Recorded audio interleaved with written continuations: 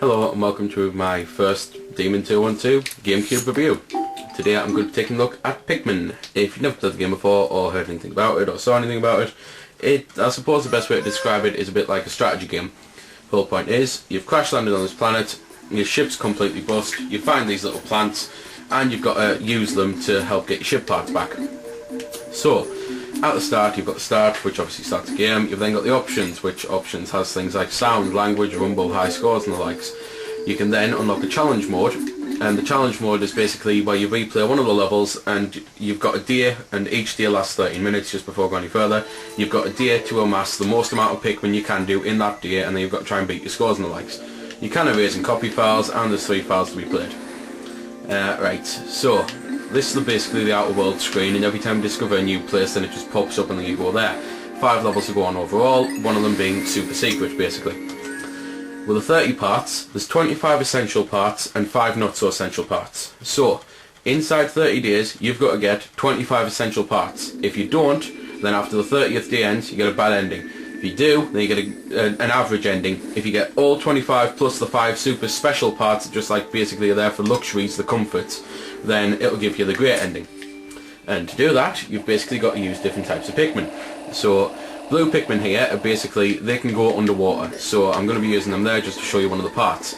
You can also get red Pikmin and yellow Pikmin. Blue Pikmin, they go underwater, that's pretty much all they do. They're special in that way, but nothing else. Yellow Pikmin, they can be thrown the furthest, and by thrown, I mean like that.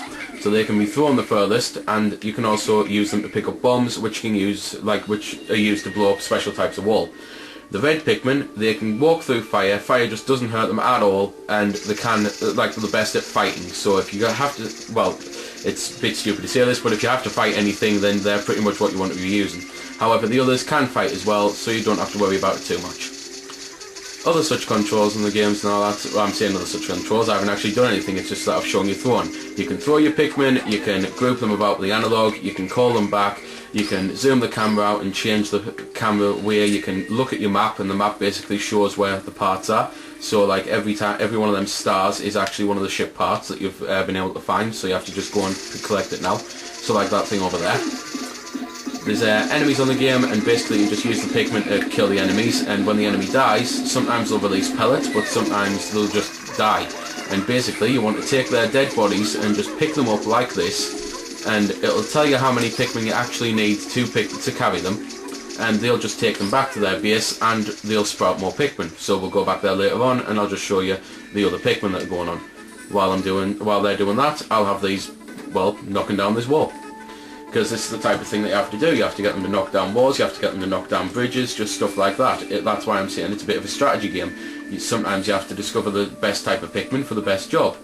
So, for example, unfortunately though, even though these Pikmin can go underwater, they won't carry it through the water, which is a bit of a shame because they could quite easily do so. And it's a little irritating as well, because it kind of makes you feel like the AI on the Pikmin isn't exactly what it could have been. But anyway, they can just knock down the wall. So while they knock down the wall, I'll shut up for a few seconds and let you listen to the music, because I think it's fantastic on the game. Although this stage, to be fair, it's more of a calm down, serene one, so it might be a bit hard to hear, to be fair.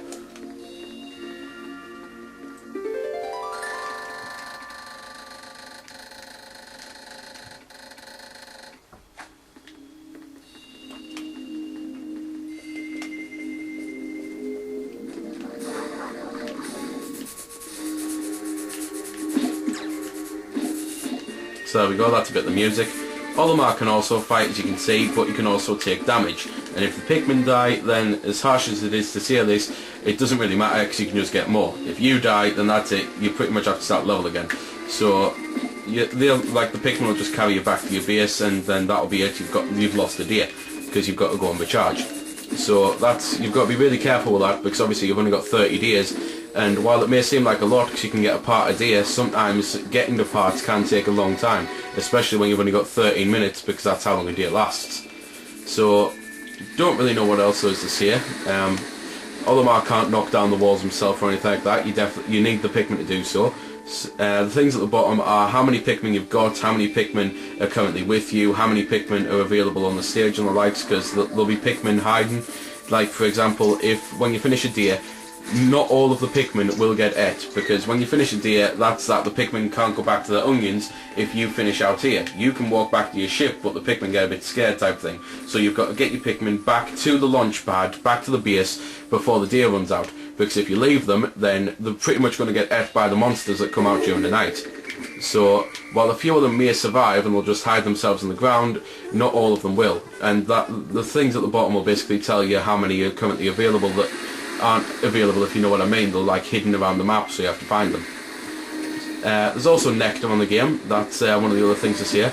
And no, I don't mean nectar as in the likes of here's or something like that. It's just basically blobs of nectar. The Pikmin will often find it themselves, and when they drink it, they'll get flowers on their head.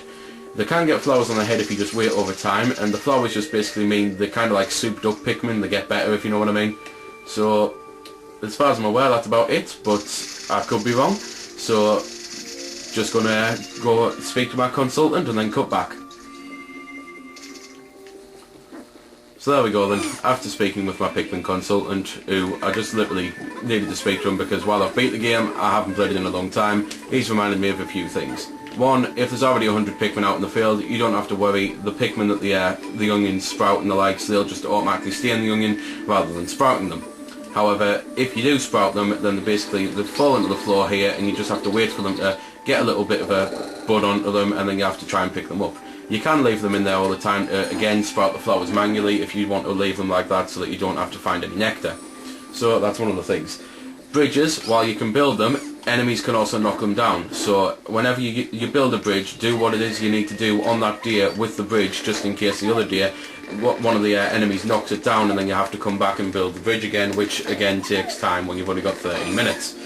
There's also bosses on the game, which I'd completely forgotten about. Basically, I'd mentioned about the enemies, but certain enemies can be classed as bosses, and it's because basically they're very big, they're very tough, they're very mean, and they usually contain a part in them whenever you kill them. There's also also the only other final thing is that if you've got different types of Pikmin in your army and you push the X button, then it separates them up into different groups.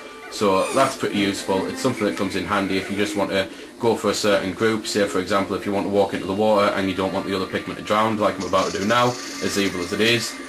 So you can just hold the X button and then get rid of them, and if they do fall into the water, then you don't have to worry. You can just try and drag them out by doing that, by holding the B button down to keep calling them.